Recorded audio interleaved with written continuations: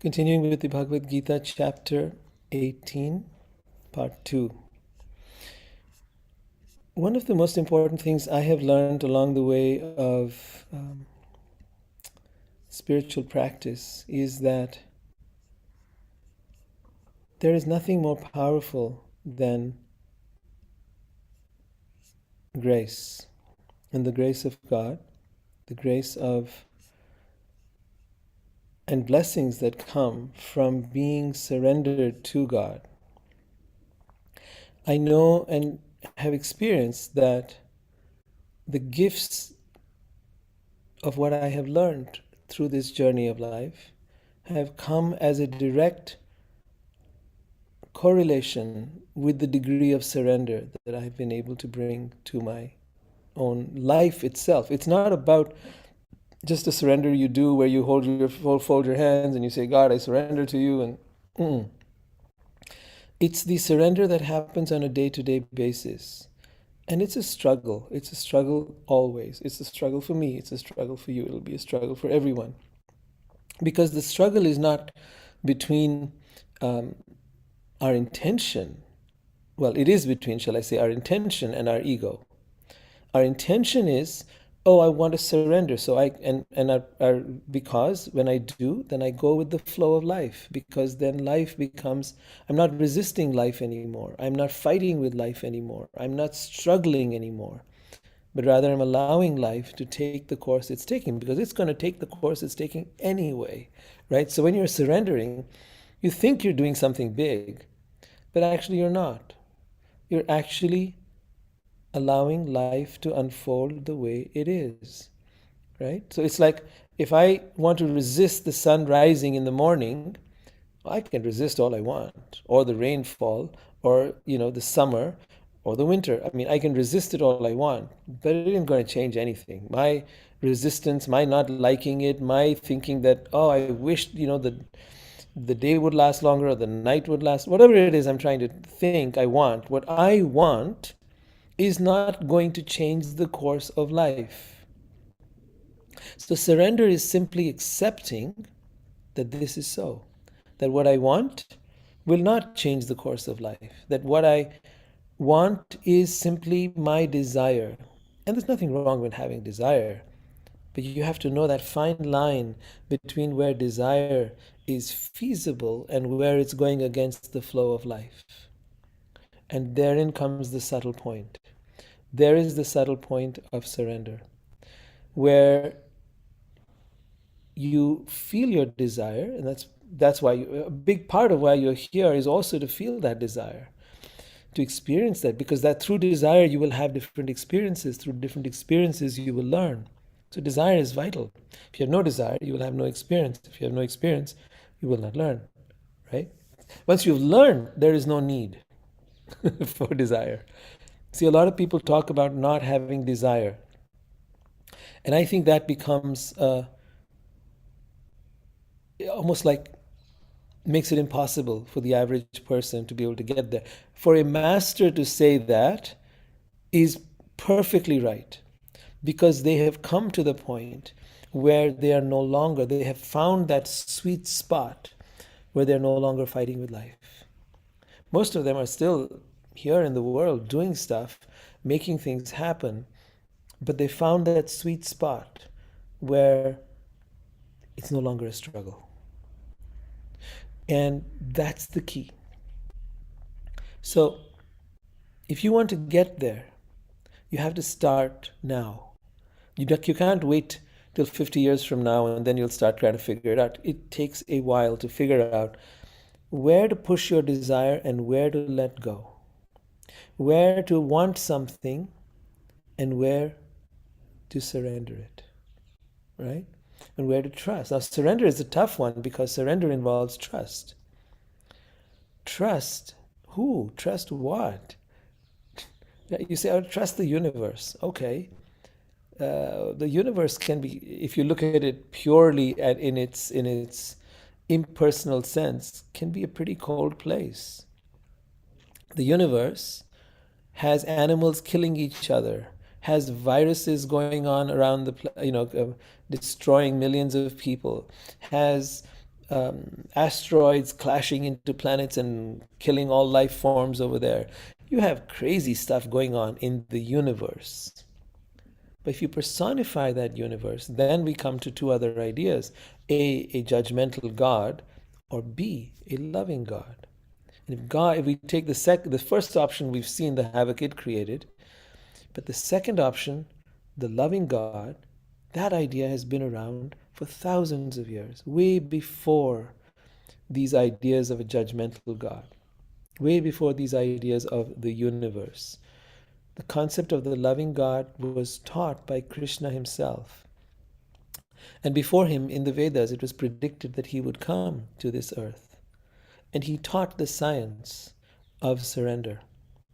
And in this particular chapter, we're at the point where he's discussing surrender in work, in our day-to-day lives. He doesn't get into some abstractions, but he's really talking about it in very practical terms.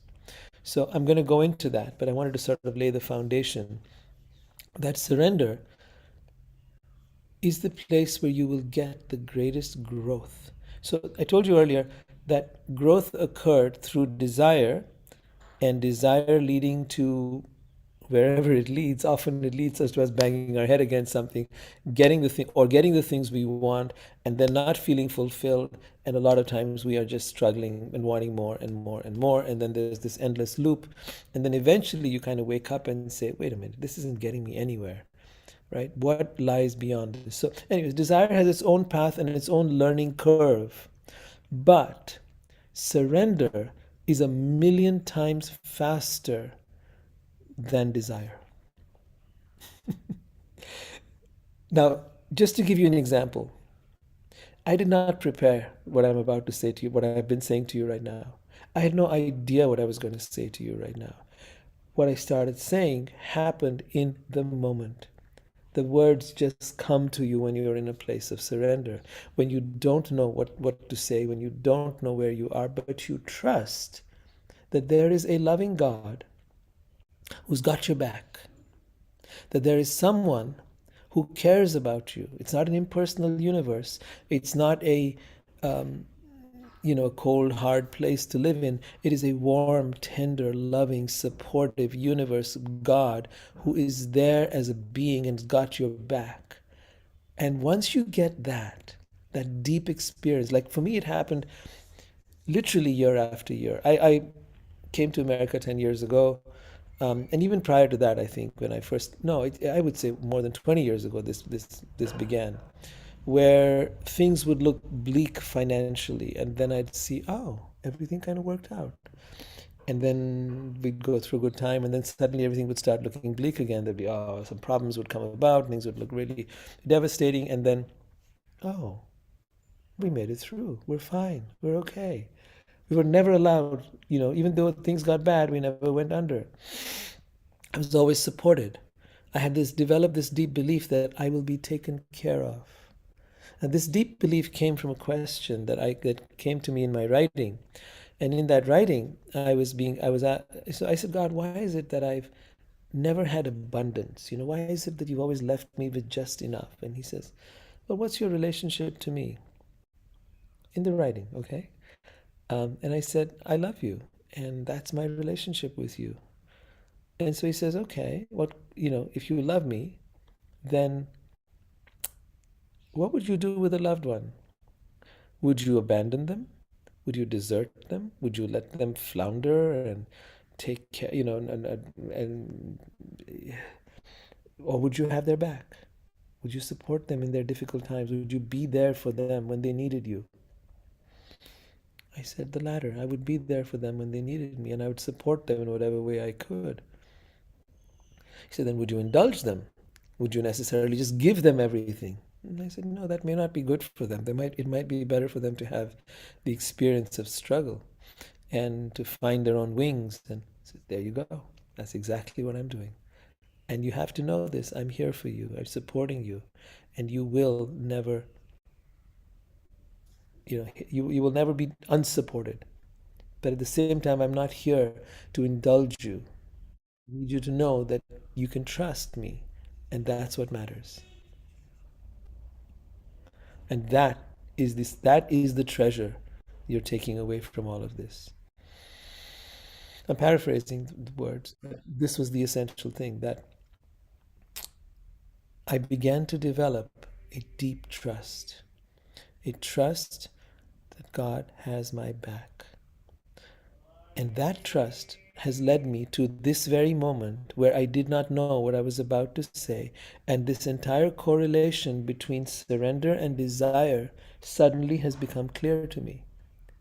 I didn't know this. I had no idea about this. And this is what's been happening. This is the change, the downloads, but the beauty is this, that it comes in the way that is perfect. And that is exactly what either I need to teach or share or learn, for that matter. And I have found that in the process of surrendering, in the process of listening to that inner guidance, it has changed me from the inside out. I haven't done anything, and this I know. I haven't done any great meditations or great spiritual practices or anything. I am not in any way qualified or saintly or pure or any of that stuff. I'm as impure as they get. But what I have learned is this. I have learned, by the grace of God, to be able to surrender. And sometimes I don't. And sometimes I struggle with it.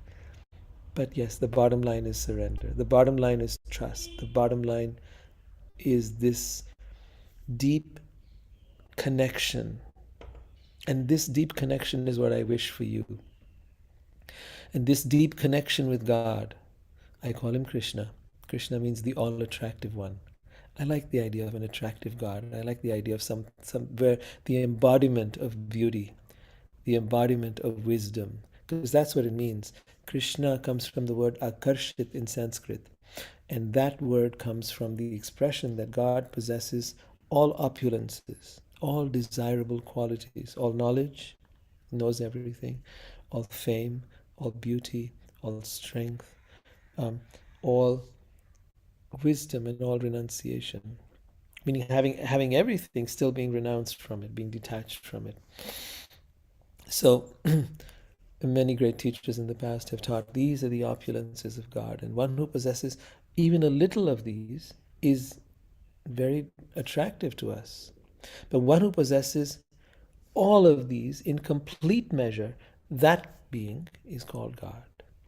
Not just someone who comes up and says, oh, I'm God, I'm Bhagavan. No, there has to be certain qualities and qualifications for being able to claim that. All right, let's get on with the Bhagavad Gita itself. So we're on the part where he's talking about, and Krishna is speaking here to Arjuna, for those of you that are new. We are at the last chapter, the 18th chapter, and here he's saying that, right, text number 6, 18th chapter, text number 6.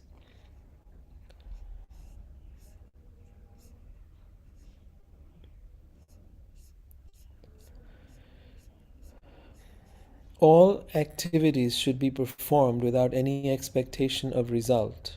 They should be performed as a matter of duty, O son of Pritha. That is my final opinion. Now he had mentioned this in chapter 3 as well.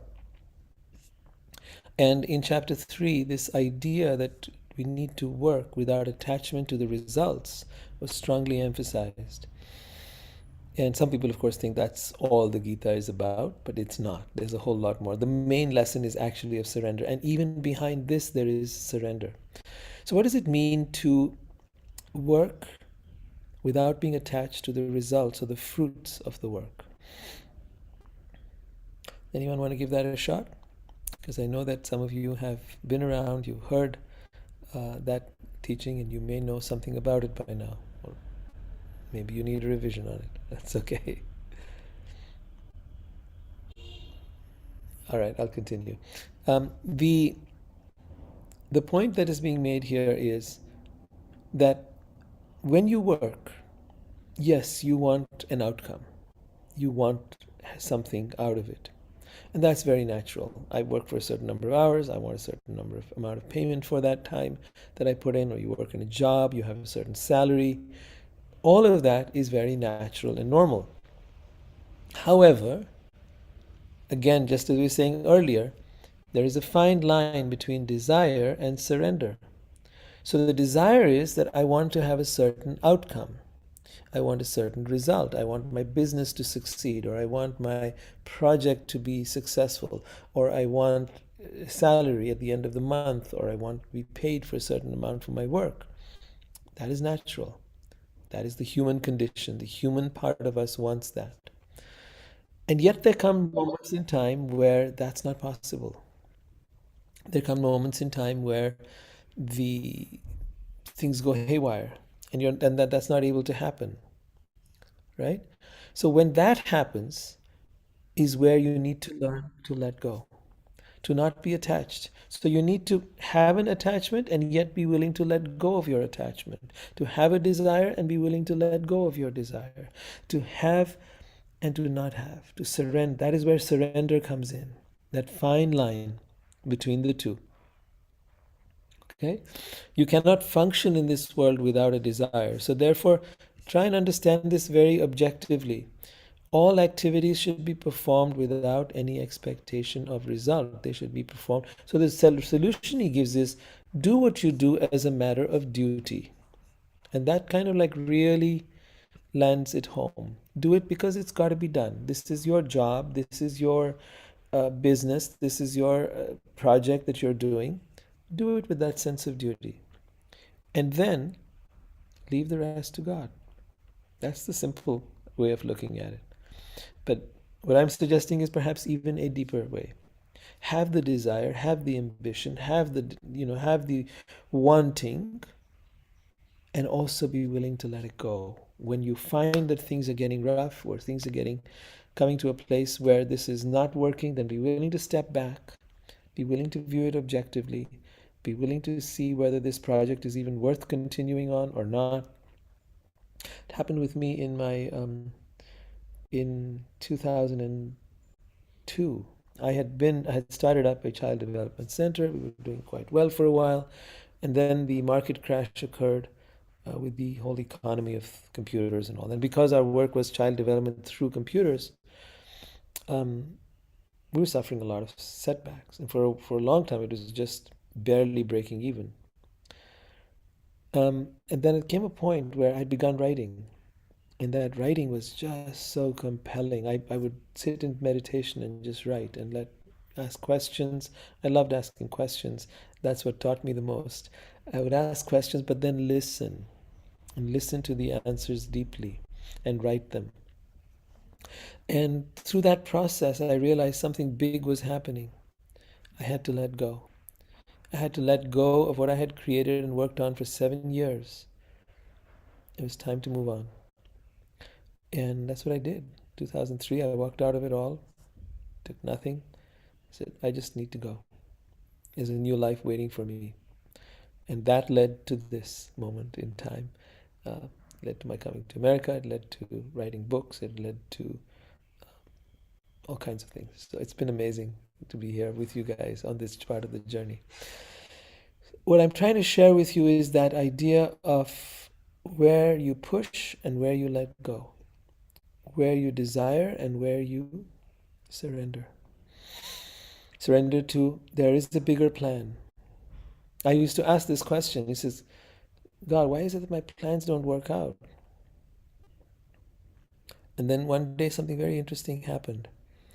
I was talking to a friend because I wasn't getting any answer. Why don't my plans work out? I have these incredible ideas, these incredible plans. I was an entrepreneur at the time, way back. We're talking perhaps 20 years or more ago. And so I was asking this question, and I wasn't getting an answer. And one day something very interesting happened. I'm talking to a friend, and she says, she's speaking something, and then says, let the plan make you, and then continues with what she was saying. I said, what? Wait a minute. What you just said there was completely incongruous with what you were saying earlier. It did not fit in at all. She says, yes, I know. I know, but I said, you said, let the plan make you. She says, I know I said that, but I don't know why I said that. I said, God speaks in mysterious ways. That was the answer to the question I've been asking. That was the answer to that question. Why have my plans not been working out? Let the plan make you meant there was a bigger plan. I said I understood it immediately because I've been waiting for this answer. I knew it would come. So you see, the answer can come to you from anywhere, from anyone. Always be on alert. If you want to know something of a deeper nature, God will answer your question. Sometimes it'll come directly to you. It'll come when you least expect it. Be ready, be open, be listening. Because if you're not listening, you're not going to notice it. I said, that answer was meant for me. Those words were meant for me. Thank you. You'd answered my question. I get it. There's a bigger plan waiting for me. Ah, thank you. That's such a great relief. Now I know. So that's how it's been. Then Krishna continues, prescribed duties should never be renounced. If by illusion one gives up his prescribed duties, such renunciation is said to be in the mode of ignorance. So Arjun was actually wanting to give up his prescribed duties. Arjun did not want to fight anymore on the battlefield of Kurukshetra. By the way, I'm in Delhi right now, just so you know. And Delhi is just, I don't know, a few hundred miles away from Kurukshetra, the battlefield where the battle actually took place, where Krishna actually spoke to Arjun. This city was known as Hastinapur. Hastinapur was the place where the Pandavas, that is Arjun and his brothers, had their kingdom. If you haven't read the Mahabharata, I highly recommend it. It is an incredible reading. I'll later on, I can, if you message me, I will send you out the exact author that I recommend, who has done a really good job of writing it in a way that can be easily understandable for the Western mind. So, anyways, yeah, it's in English. Yeah, definitely. But that's the whole background. And the background of this entire story, of this entire incident, occurred here in Delhi and near Delhi in Hastinapur. It was the battle. So he's talking about how one should not renounce one's prescribed duties. Arjun's prescribed duty was he was a warrior, and his prescribed duty was to fight. And to fight not just for the sake of fighting, not because your government told you so, not because some, you know, thing they want to get involved in, but because for Dharma. What is Dharma? Dharma is actually it's a really big topic, but I'll get into it briefly. It's the natural order of things. It is the nature of things. So the Dharma of water is that it's wet. The Dharma of fire is that it's hot, right? And so the Dharma for the human being is to be able to cultivate spiritual knowledge, to be able to create harmony and peace. So wisdom, harmony, peace, and love for each other. If this is not happening, and respect for each other's free will, if this is not happening, then you're living in a place of adharma. Adharma. So the word dharma, and when a is added in front of that, it is the opposite of. So there's dharma and there's adharma. Right? Adharma is what was happening at the time of when Krishna was here, and that it was so rampant that you're talking about. Let's say when you had dictators on this earth back in the 30s, 40s, or even earlier. We had many dictators rising, from Hitler to Stalin to Mussolini. You had all kinds of dictators emerging on the planet. And ultimately, in World War II, they were wiped out. The situation at Kurukshetra was similar to World War II. You had a tremendous rise of adharma, of rulers who were creating havoc on the planet. They had to be wiped out. That was one of the reasons for Krishna's coming here, to help with that. There were other reasons as well. The second reason was actually because it was time. There is predicted that he will come every so often, as he says himself, I come millennium after millennium to annihilate the miscreants and to give pleasure to my devotees. to give to, and not only to give them pleasure, but also to show them who I am and to reinforce their connection with me, so they may know what it is like to be with God. You know, most of the religions of the world today cannot tell you, I think all of them, cannot tell you what it is like to be with God. They'll tell you stories about angels and harps and cloud sitting in the clouds, but excuse me, that's too damn boring. I wouldn't want to be with that kind of God. I'm sorry, that just doesn't work for me. But with Krishna, you hear and see his Leela, his pastimes. And in that Leela, you see how he is playful and mischievous and fun-loving, and he involves all of his friends in that play and in that fun. And you know, with each one it's unique, and with the boys it's different. They wrestle and they play and they tease and they imitate the monkeys and the animals, and they climb up, you know, on each other's shoulders and steal butter, and they do all kinds of pranks and funny things. And with the girls, they're dancing and singing, and you know, it's specific to what each person is inclined towards. He meets them where they're at. And that model that he shows here is a model of what lies in the spiritual world, where we no longer have, like he says earlier in the Gita, he says, and my abode, one returning there, one never returns back to this temporary and miserable world. In that place, it is self-effulgent, and no one experiences birth or death or old age or disease. You live in a spiritual form, a spiritual body. It is not a physical body. A physical body experiences birth, death, old age, and disease. But a spiritual body is spirit. It is not subjected to these conditions. It is eternal. You back into your eternal form. Now, eternalness can be merged in the light. Yes, that is certainly an option, and many people choose that, and that's perfectly fine. But being in eternality can also be as a spiritual being, having a relationship with God and living a life of great adventure and pleasure and wonderment with God. That is the invitation that he comes here to bring to us. So those are the two purposes. Paritranaya sadhunam vinashaya cha duskritam dharma samsthapanarthaya sambhavami yuge yuge. I come millennium after millennium for this purpose. So it was time for him to come and to annihilate the miscreants on this planet. But in World War II, there were other people doing it. This was not his time to come. But it's the same kind of struggle. And now Arjun wants to opt out of the battle against adharma.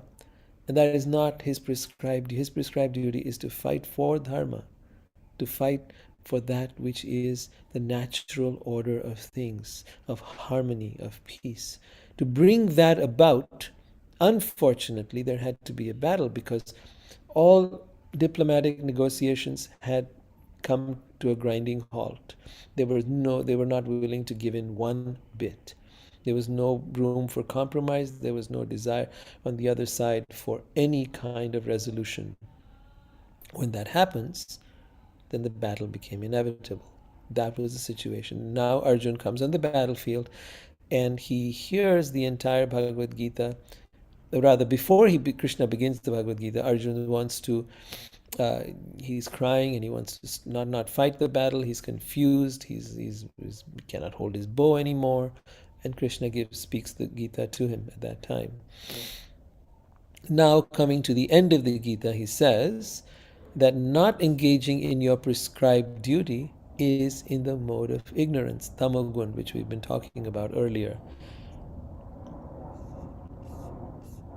Anyone who gives up prescribed duties as troublesome or out of fear is said to be in the mode of passion. And such action never leads to the elevation of renunciation. But he who performs his prescribed duty only because it ought to be done and renounces all attachment to the fruit his renunciation is in the nature of goodness. Okay, so I'll read a little bit further and then clarify. Those who are situated in the mode of goodness, who neither hate inauspicious work nor are attached to auspicious work, have no doubts about work. Okay, I think this requires clarification.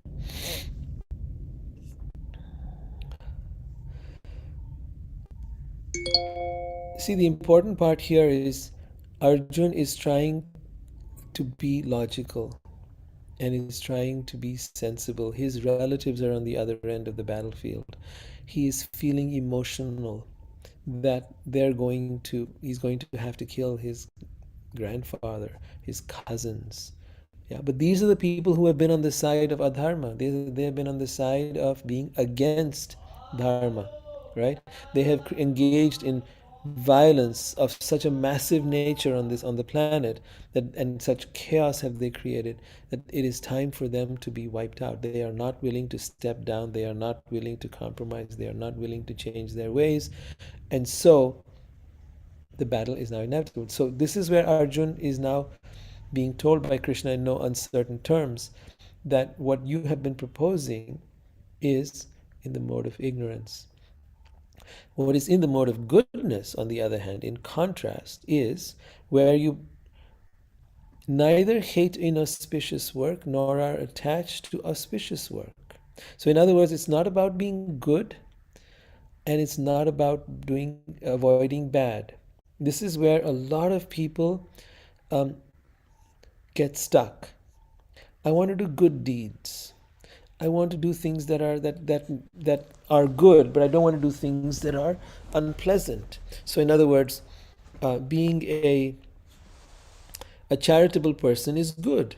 Fighting in a war might be considered bad, and therefore, uh, when you look at things black and white like that, and you don't see the context, and you don't see what could happen. Let's take an example here. If World War II had, because that's immediate for us, we can look at that one. If World War II had not taken place, if the Allies had not fought for the freedoms that we now enjoy, where would we have been? If those dictators had actually taken over the planet, what would be our condition today? Would we be, I know there was a show they made on Amazon Prime where they tried to envision such a future where the Nazis take over America. And now this is also a dictatorship run under Adolf Hitler, right? Imagine a future like that. That could have happened. That was his aim, world dominance. So it may appear that being a person who is doing good, charity or some kind of you know peaceful work is better than someone who's fighting a battle like this. But no, depending on the situation, the battle for dharma was far more important than any amount of goodness that one might have engaged in. So the typical ideas of good and bad do not stand in Krishna's eyes. One has to look at the situation that one is in. And from there, one can begin to evaluate what is desirable action and what is undesirable. Does anyone have any questions here? This is a tricky and difficult point to understand. I do, Rohit. That's why I turned on my camera here. Is it possible that you talked about dharma being the nature of things? Is it possible that we all have different natures, and the nature of some of us on this earth may be to be what one calls bad? Yes. For instance, the executioner who is promoting justice but is doing something bad. So would you say the executioner is doing something bad? This is a really great example. By the way, your question is so well thought out. Beautiful. I love it. It's fantastic. I mean, that took some really good thinking there. So firstly, let's take the second part of your question. The first part, I think, is around, could you rephrase that again? The first part of it. There was the question, the executioner example. I got stuck on that, but could you go back to the first part of your question? Yeah, I was just asking if possibly it is some of us are destined. Our dharma is to be what one would call bad. Yes, yes, yes, yes, yes. Actually, that's the more significant part. Let me take that up. Mm. Um, let's start from the beginning. No soul is bad. At a spiritual level, all souls are pure. All souls are godly. All souls are good. Okay? Now, at a human level, we often play roles. We often play a part. I'll give you the example first from the Vedas, and then I'll give you the example, further examples of more contemporary nature. In the Vedas, you've heard about, as some of you who know Hinduism a little bit and have read the stories, know about great demonic creatures. They were like human beings, but their actions were demonic in that they were creating, like we were saying earlier, havoc on the planet. They were like these dictators and so on that we recently came across.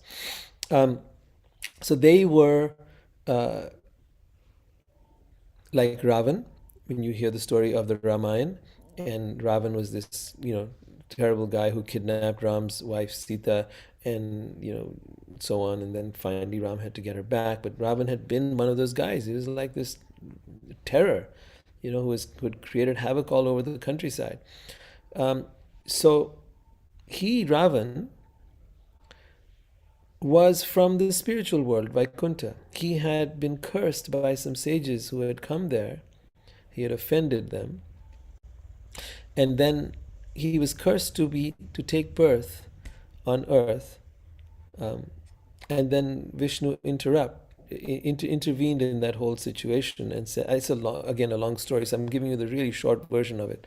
But the four sons of Brahma had gone to meet Vishnu, and when they came to meet Vishnu, they were stopped by this gatekeeper, and the gatekeeper was kind of offensive with them, and so they got really pissed off. They said, "You have no idea how to talk to people, to people like us," and so they cursed him.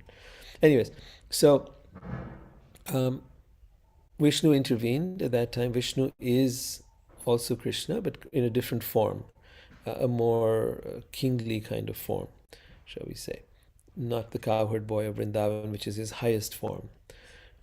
So Vishnu intervened and said, let's compromise this. I'll give you a chance. You can take 7 births as a good person on earth, as a pious human being, or you can take 3 births on earth as a demonic person, as an asura.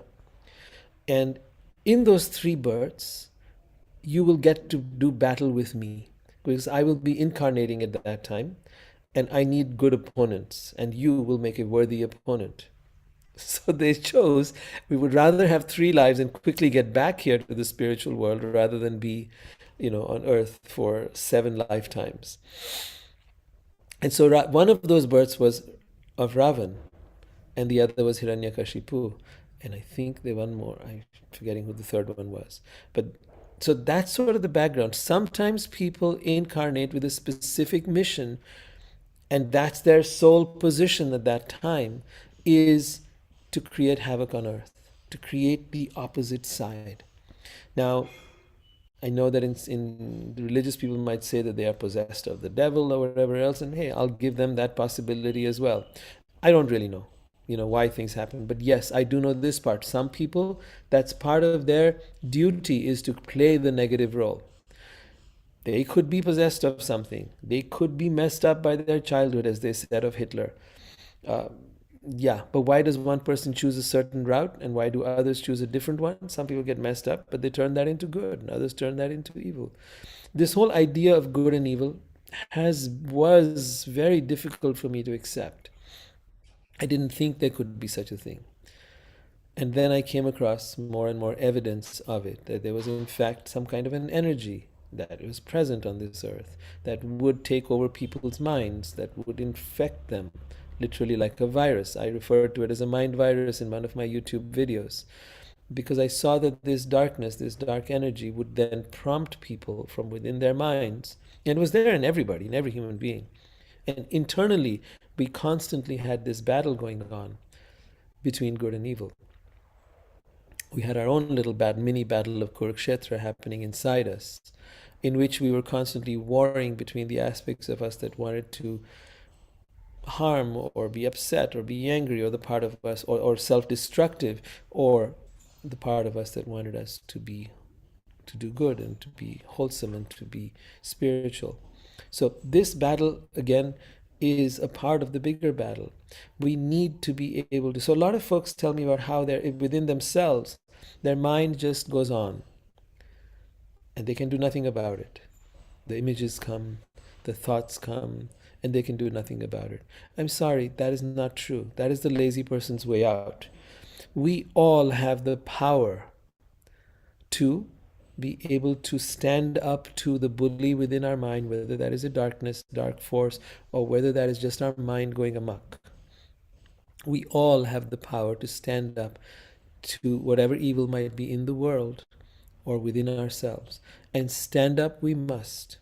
And stand up means being able to, in ourselves means being able to say, no, you don't get to play all kinds of images in my head. You don't get to play all kinds of thoughts in my head. No, you don't.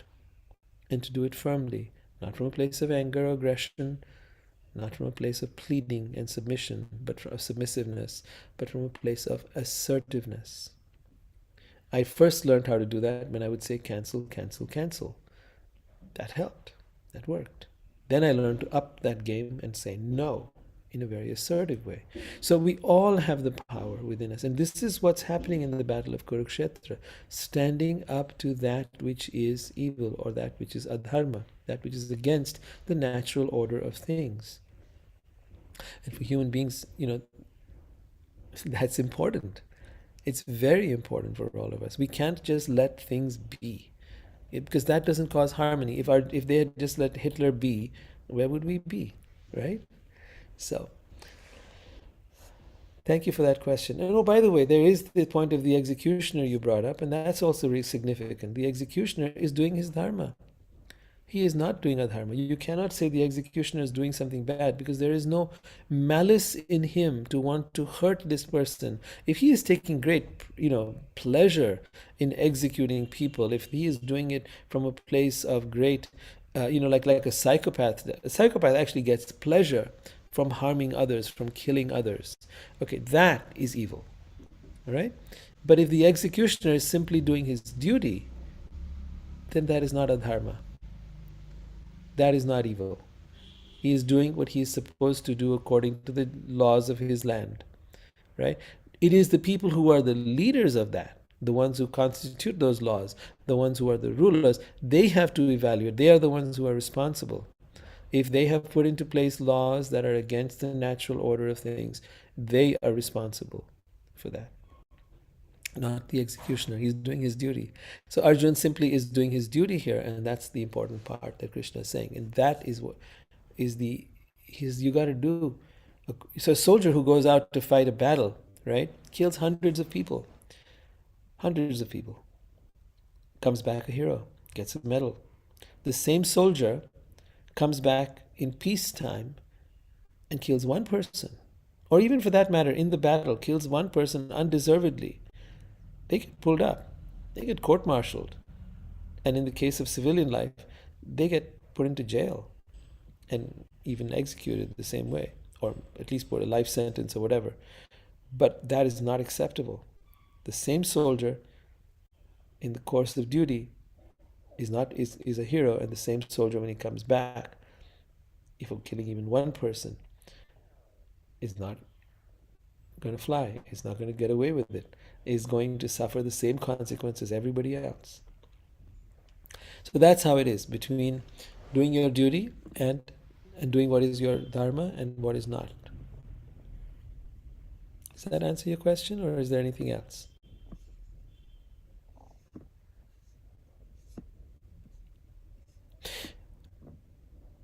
One important point I'm missing here in what Krishna says. He says, it is indeed impossible for an embodied being to give up all activities.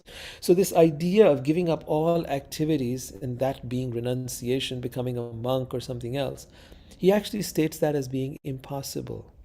Because even the monk has to do many activities. They got to run the monastery, right? They've got to make sure the kitchen is running. They've got to make sure if they're growing vegetables and fruits, they got to make sure that's being taken care of. They have to work.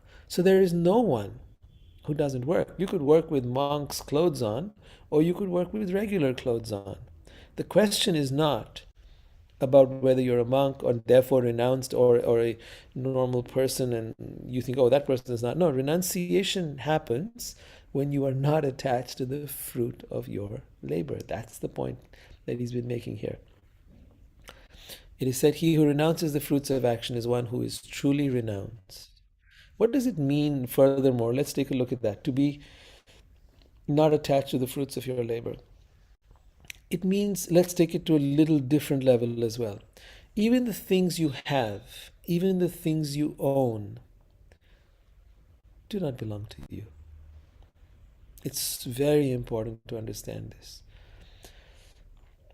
We think this is mine, all of this, my land, my property, my house, my car, my possessions, these are mine. In reality, nothing belongs to you. When you die, and that can happen any moment, you leave it all behind. If they were yours, you would take them with you. But you can't. You cannot. You cannot take a single dime with you. Not a single penny, nothing. Right? You can't even take even a little picture of a loved one with you. You can't take anything. Anything. So how is it yours? You have it here temporarily for a little while. You are its guardian, its custodian, but you are not its owner. You are not the owner of this body. You are not the owner of this mind. You are not the owner of anything. You are simply a traveler who comes to a hotel, stays there for a couple of days, claims that hotel room as his or her own, and then has to leave because your time's up. We are basically travelers living in hotels. This place is not our home. This place is not where we belong. And that is why we're constantly feeling a sense of trying to, the human part of us is constantly wanting to try to create greater safety, greater security, greater possessions, more wealth, in the hope that, well, maybe I'll make my place here. Or maybe you want to do some great deeds that will be immortalized and will be remembered. And I used to have these illusions of grandeur. I'll do something that will be, I want to make a difference in the world, and I want to be able to do something that is that will somehow create a legacy. Nonsense. Look at the greatest of them. Yeah, Christ, Krishna, Muhammad, they're heard about. Buddha, they're heard about in today's time. The rest, you don't know. A few saints here and there, but you barely, hardly anyone's read their teachings. Yeah, the world has gone on, and the world has gone its merry way, creating its own story, its own unfolding of its own dramas. Yeah. The core teachings, such as the Bhagavad Gita, have remained, fortunately, and the Bible and the Quran and the teachings of Buddha, they've all remained. And fortunately for us, we are still able to learn from them and benefit. But who knows how long that goes on, how long that remains. There came a time when the teachings of the Gita were no longer there, and that's why Krishna says one of the reasons he came, one of the other reason was to speak the Gita, to bring us this knowledge once again. It was lost, as he said. He had spoken this knowledge originally to Vivaswan, the sun god, and who then passed it on to Manu, who then passed it on to Ikshvaku. It was passed on, and then it was lost. And so now he's bringing it to us all over again in this reading. So,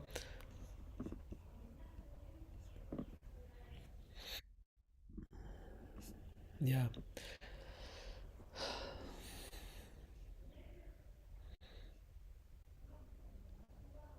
For one who is not renounced, the threefold fruits of action, desirable, undesirable, and mixed, accrue after death. But those who are in the renounced order of life have no such results to suffer or enjoy. So,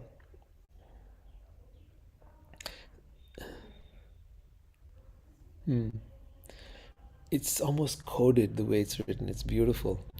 For one who is not renounced, so that means the person who's engaged in karmic activities, right? The threefold fruits of action. There's three kinds of fruits of action. One that is desirable fruits, undesirable fruits, and some things that are mixed, that are somewhat desirable and somewhat undesirable. Sometimes you have things that happen that are somewhat desirable and somewhat undesirable.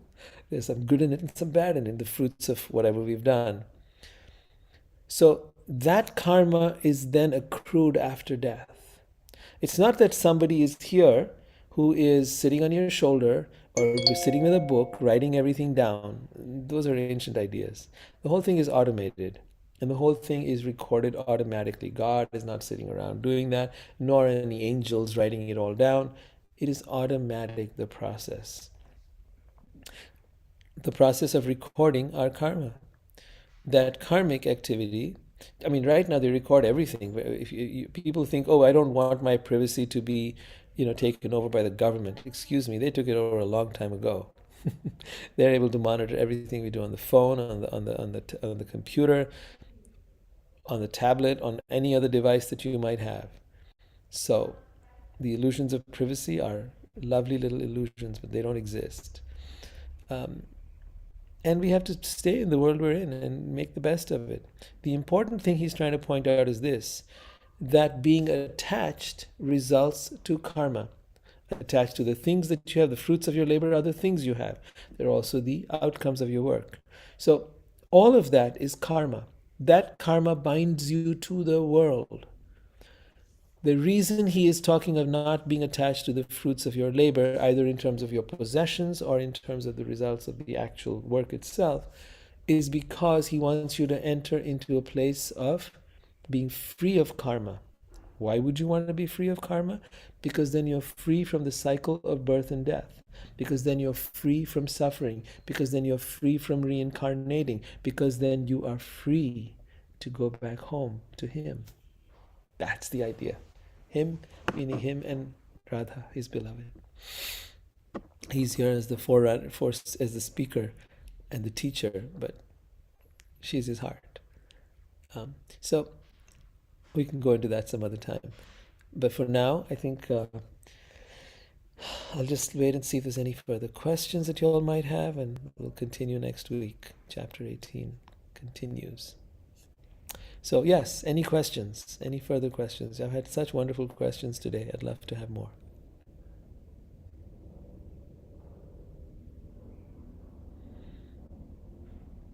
Are we feeling complete? Is there anything you learned? Let's try that one. Is there anything you're taking away? Is there something that you've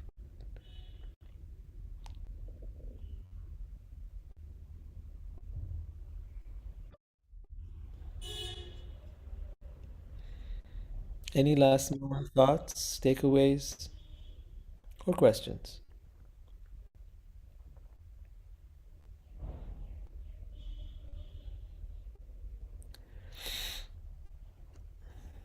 All right.